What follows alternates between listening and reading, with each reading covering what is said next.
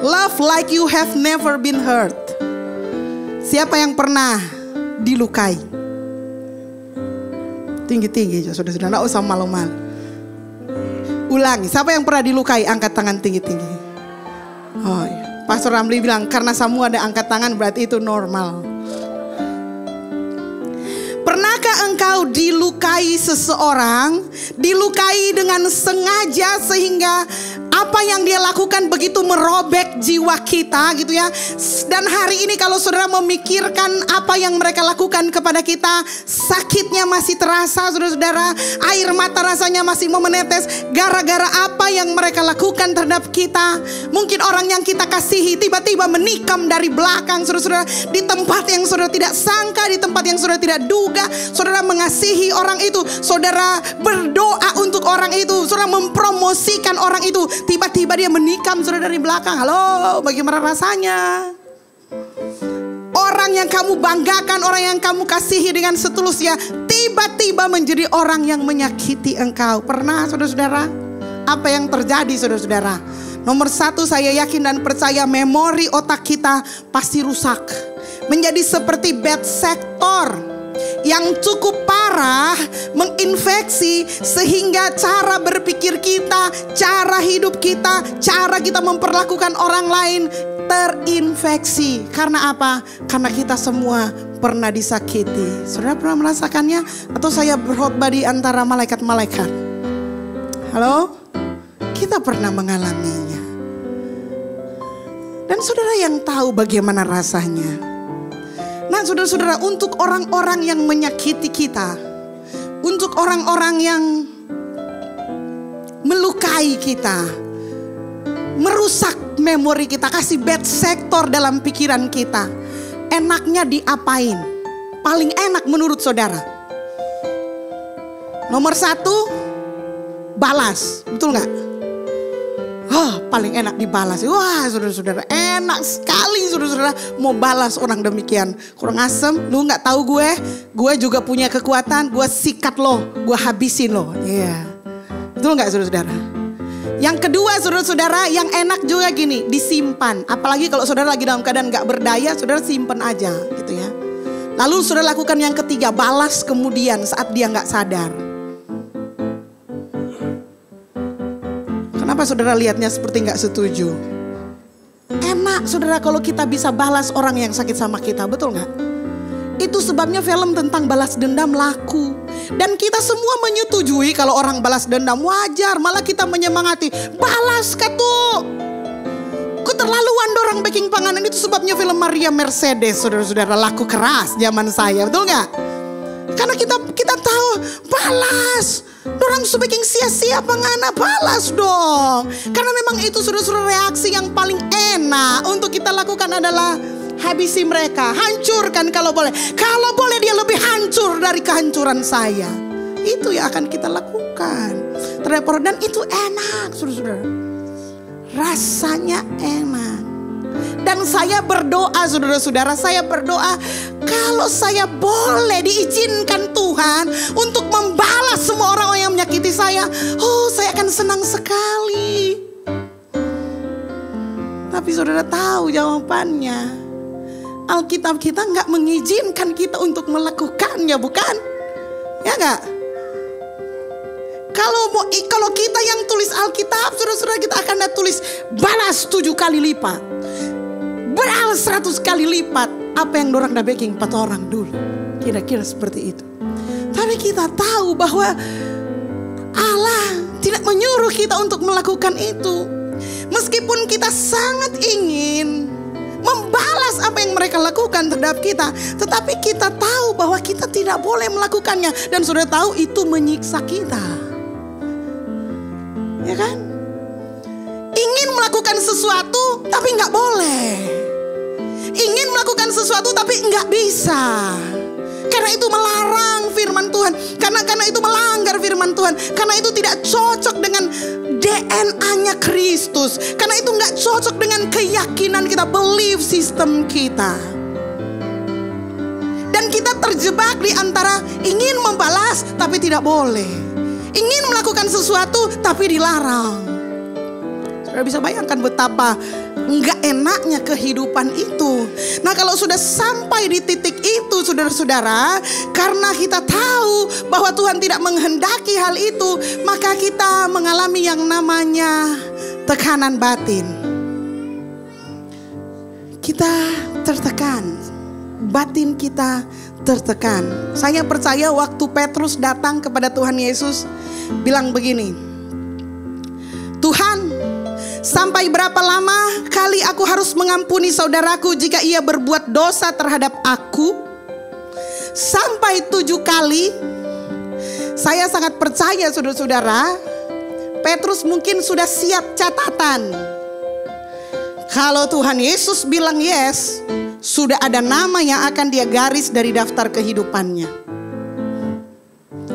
Ya saudara, sama dengan kita ya.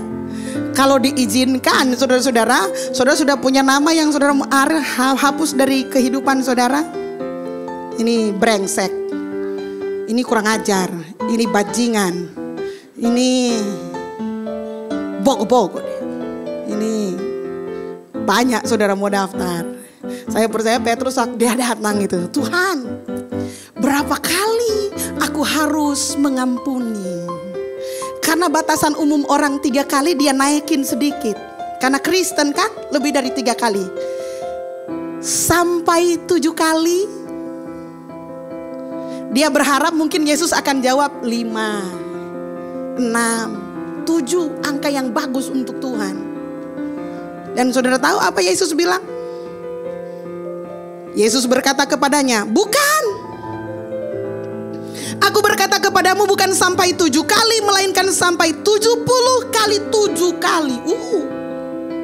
Saya percaya Petrus langsung shock. Nggak salah dengar.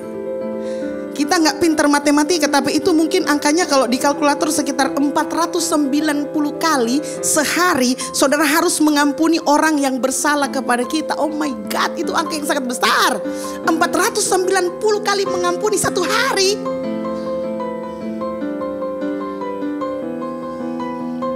Besar nggak saudara-saudara? Besar.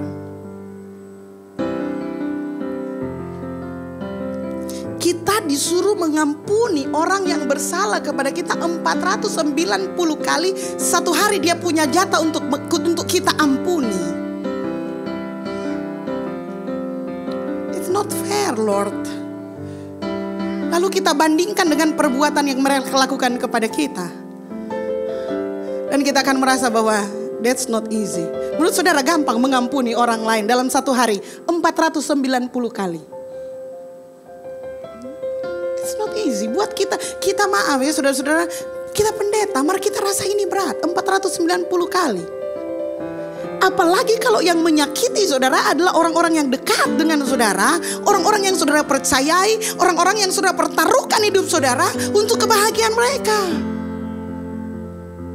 Ini akan menjadi angka yang sulit.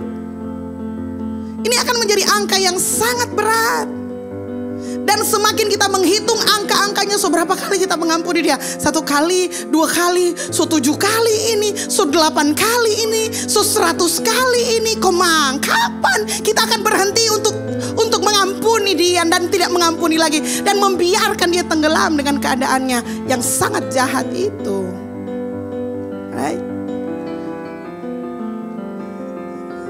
It's not easy. Bilang sama teman di kanan kirinya, gak gampang. Bakuku dulu buat yang gak gampang.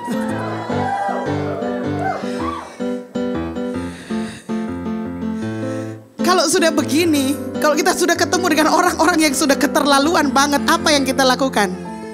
Datang kepada Tuhan dan bilang, mengapa Tuhan Engkau kirim orang brengsek ini dekat-dekat saya? Gak ada yang lebih baik sedikit dari itu. Kita datang, mengapa Tuhan orang yang saya kasihi, saya percaya mengkhianati saya, tikam dari belakang, merobek jiwa saya.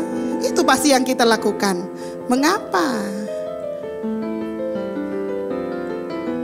Mengapa Tuhan, dia yang lebih rohani dari saya, menjahati saya? Kebenarannya adalah begini, saudara-saudara. Kalau Tuhan mengizinkan kita menghadapi situasi ini gitu ya, the dirtiest battle of your life will produce the greatest victories. Yang mengerti bahasa Inggris tolong terjemahkan kepada yang lain. Semakin kotor pertarungan kehidupanmu, semakin engkau berlimpah dengan kotoran, debu dan lain sebagainya, maka itulah yang akan memproduksi kemenangan yang lebih besar. Saya tahu dari mana? Dari Alkitab, saudara-saudara. Satu ayat saja. 2 Samuel 5 ayat 8. Begini firman Tuhan.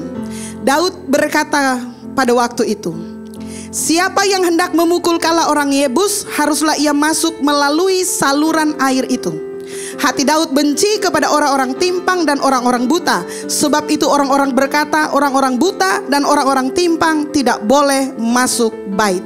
Ini cuma sepotong, kalau saudara baca saudara akan bingung. Tapi saya kasih tahu backgroundnya. Ada untungnya sekolah Alkitab, saudara. Kita bisa belajar banyak latar belakang. Sebelum ayat ini ditulis, Raja Daud sebelumnya dilantik di yang namanya Hebron. Dia dilantik di Hebron gitu ya. Dan orang datang dan kemudian mengakui dia sebagai raja atas perjuangan kehidupannya gitu ya. Melawan Saul, lari dari Saul, bersembunyi, menghadapi penderitaan oleh karena Raja Saul gitu ya. Akhirnya ia pun berhasil dilantik menjadi raja dan dia berkuasa atas Hebron di tanah Yehuda. Hebron itu adalah tempat yang bagus, saudara-saudara.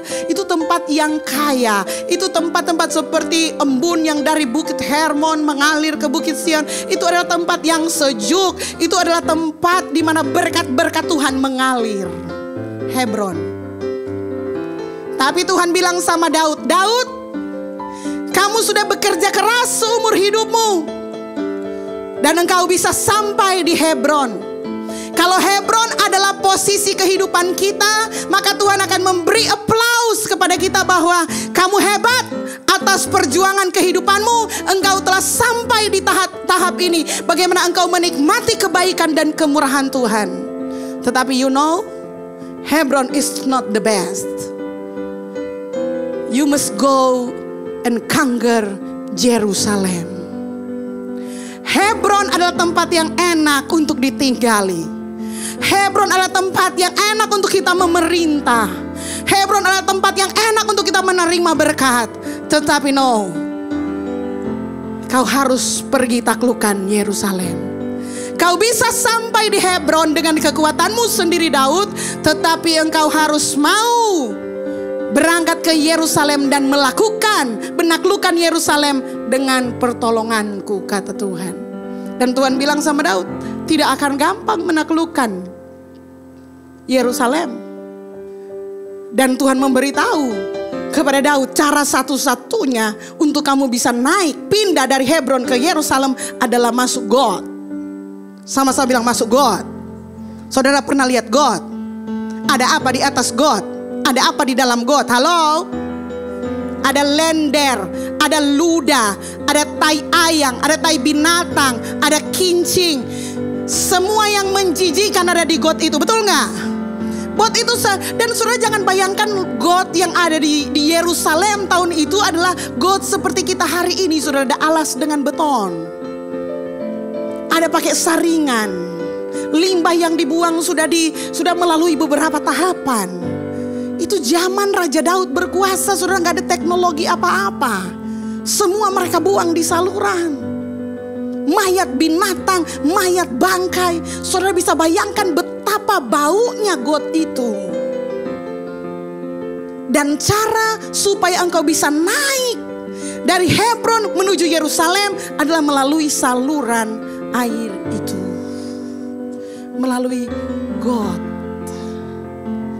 Itu sebabnya saudara mesti rasa itu ludah. Itu sebabnya saudara mesti rasa itu nana karena luka.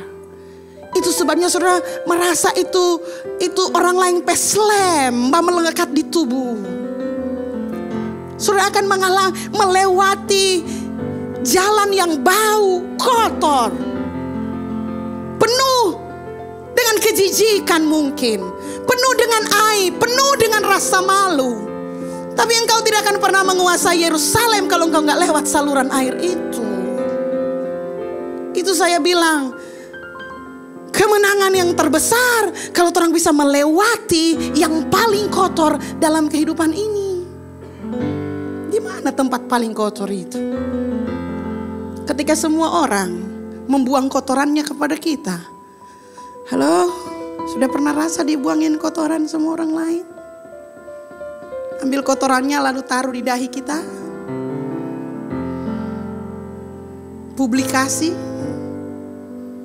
Halo. Jangan-jangan Tuhan mengizinkan itu.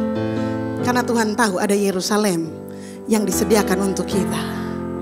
Kita mungkin cuma puas dengan Hebron. Cukup. Bagus di Hebron. Bagus kita bisa meraih Hebron dengan usaha kita. Kita kerja keras. Tapi Tuhan bilang, hei, kamu tidak akan berhenti di Hebron. Kamu akan menguasai Yerusalem. Kita semua punya Yerusalem kita masing-masing. Dan untuk masuk ke Yerusalem tidak gampang. Dan Tuhan izinkan kita untuk ketemu dengan orang-orang yang akan menyakiti kita. Yang akan melemparkan kotorannya kepada kita. Yang akan membuang segala macam kepada kita. Tapi kalau kita tahu apa yang Tuhan sediakan kepada kita, kita akan tetap melangkah maju.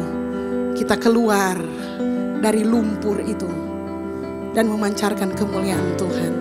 Katakan amin. Saudara pernah lihat berlian? Pernah ke toko berlian? Mungkin gak pernah punya. Saya juga gak pernah punya. Tapi pernah lihat berlian. Pernah lihat toko berlian, saudara-saudara? Di mana mereka biasa taruh berlian? Kalau saya lihat saudara-saudara, hampir semua kotak berlian itu ditaruh di beludru, kalau nggak hitam, biru, dan warna-warna yang kontras. Betul nggak? Kenapa? Supaya ketika orang lihat langsung kelihatan indahnya berlian itu. Demikian hidup kita saudara-saudara. Kadang Tuhan sengaja di tempat yang kontras. Di PC, di lumpur, di tanah yang berbau. Supaya dunia bisa lihat bahwa dia adalah diamond. Karena diamond adalah diamond, biar dia ditaruh di got. Amin. Bilang amin dong saudara-saudara. Saudara adalah berliannya Tuhan, walaupun orang taruh saudara di got. Itu tidak akan mengubah diri saudara yang sesungguhnya. Kalau sudah sampai di sini saudara-saudara, maka saudara harus bersyukur kalau saudara Tuhan izinkan ada got-got. Nama yang seharusnya saudara hapus tadi karena saking brengsek, kurang ajar, camparuni gitu ya. Itu saudara pegot untuk menuju Yerusalem.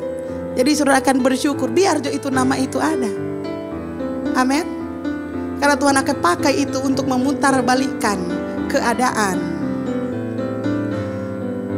Orang bisa cium mungkin bau kita bau busuk oleh karena got yang kita lewati, oleh karena perbuatan orang lain.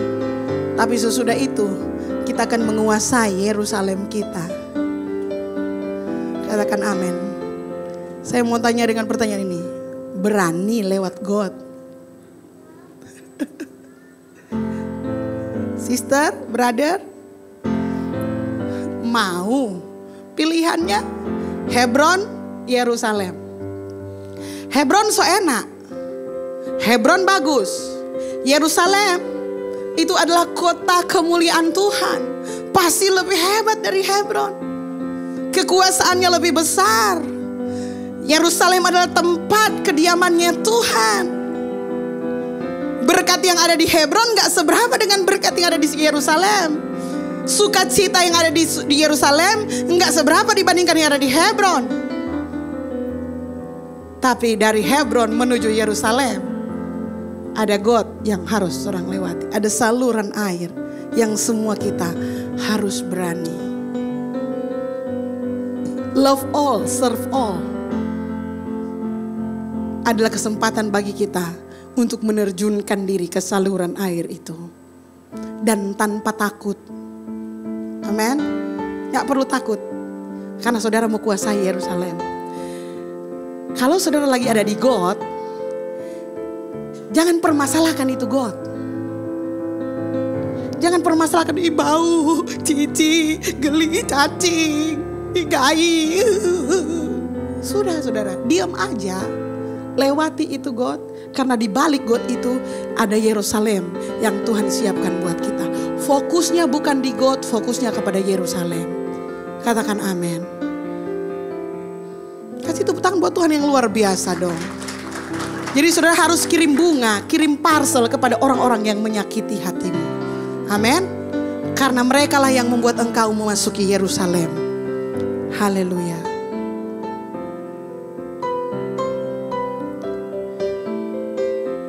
Selanjutnya. Jadi saudara-saudara, ketika orang menyakiti kita, gitu ya. Ya entah mereka lakukannya tanpa sadar atau dengan sadar gitu ya. Kita selalu dihadapkan dengan pilihan mau diapain ini. Seperti tadi bilang paling enak tuh dibales, paling enak. Tetapi kita tahu itu forbidden, itu dilarang oleh Tuhan. Dan itu gak boleh kita lakukan. Jadi kalau kita sampai pada titik itu maka apa yang harus kita lakukan? Kita gak punya pilihan lain selain mengasihi mereka. Sama-sama bilang mengasihi mereka. Saudara dengar kata yang Yesus bilang kasihilah musuhmu. Amin.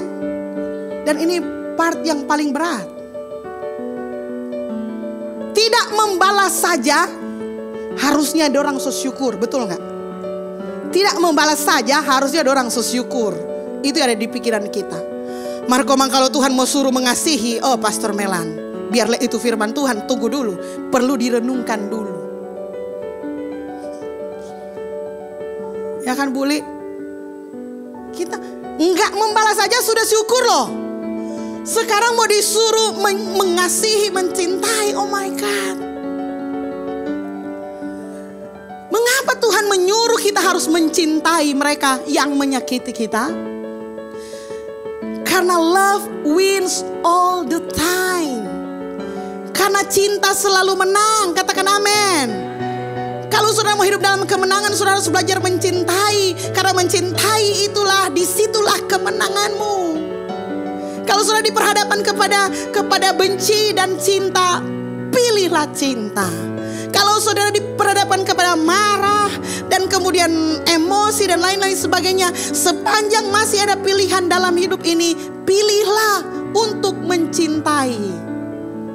Katakan amin. Yeremia 31 ayat 3-4 berkata demikian. Dari jauh Tuhan menampakkan diri kepadanya. Aku mengasihi engkau dengan kasih yang kekal.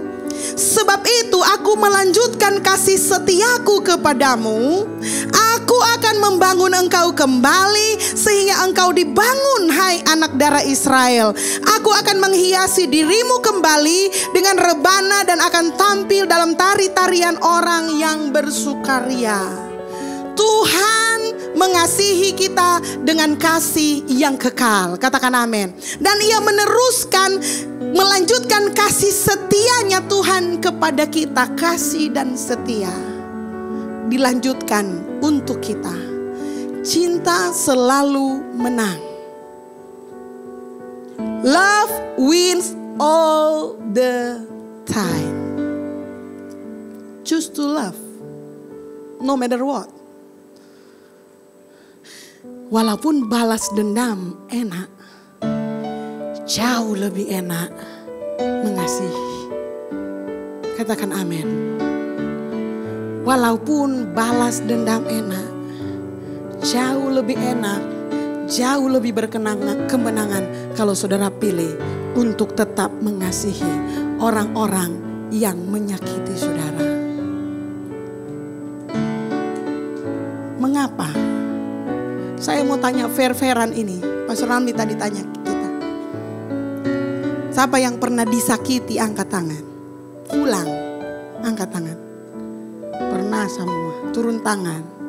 Siapa yang pernah menyakiti? Bedok. Fair enough. Kalau saudara disakiti itu biasa, saudara menyakiti juga itu sudah jadi biasa. Yang luar biasa gini, yang luar biasa kata Pastor Ramli gini, Tuhan Yesus ndak pernah menyakiti, ndak pernah. Lalu dia berulang-ulang disakiti, berulang-ulang disakiti selama dia jadi manusia, dia jadi Tuhan, selalu disakiti, selalu disakiti. Dan dia yang berkata ayat ini, aku mengasihi kamu dengan kasih yang kekal. Haleluya saudara-saudara. Tepuk tangan buat Tuhan. Dan dia yang mengajarkan kepada kita. Sebenarnya kita orang berdoa sama-sama, betul gak? Ya kalau orang disakiti wajar karena orang pernah menyakiti. Tapi kadang memang orang terlalu berat di bagian disakiti. Dan orang lupa kalau orang juga pernah menyakiti orang lain. Itu yang membuat hidup kita gak balance. Dan kita menuntut pembalasan dendam. Padahal Yesus mengajarkan yang akan menang adalah cinta. Dan Yesus telah menunjukkan kepada kita bahwa dia telah menunjukkan ini kasih yang kekal. Artinya sebajingan-bajingannya engkau, sebrutal-brutalnya engkau, senakal-nakalnya engkau, Tuhan tetap mengasihi kita. Seberapa memberontaknya kita di hadapan Tuhan, Tuhan tetap mengasihi kita. Itu yang saya bilang, love wins all the time. Kasih selalu menang setiap waktu. Kalau sudah diperhadapkan pada sebuah situasi di mana saudara sudah gak sanggup lagi, pilih untuk mengasihi. Katakan amin. Love more, serve more. Semakin saudara mengasihi, semakin saudara akan melayani. Yang ingin mengasihi, katakan amin. Lebih mengasihi, katakan amin. Sekarang waktunya untuk saudara transfer uang kepada orang-orang yang menyakiti saudara ya. Masih ingat nomor rekeningnya atau perlu saya minta?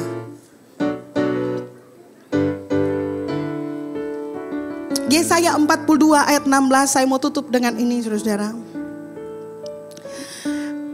Tuhan berkata, aku mau memimpin orang-orang buta di jalan yang tidak mereka kenal. Dan mau membawa mereka berjalan di jalan-jalan yang tidak mereka kenal. Aku mau membuat kegelapan yang di depan mereka menjadi terang. Dan tanah yang berkeluk-keluk menjadi tanah rata. Itulah hal-hal yang hendak kulakukan kepada mereka, yang pasti akan kulaksanakan. Kita harus mengasihi Tuhan dengan kasih yang kekal. Karena firman Tuhan berkata, aku mengasihi engkau dengan kasih yang kekal, dan aku meneruskan kasih setiaku kepadamu. Karena Tuhan tahu hanya dengan kasih itulah kita bisa dimungkinkan untuk mengampuni, untuk menerima, dan tetap masih bisa merasakan kasih. Saudara bisa bayangkan hidup saudara kalau saudara sudah gak bisa merasakan kasih, saking pahitnya kehidupanmu, saudara akan jauh lebih menderita. Kalau saudara dihadapkan pada sebuah situasi, ingat baik-baik, putuslah untuk mengasihi. Katakan amin. Putuskan untuk choose love, not hate. Even when you hurt.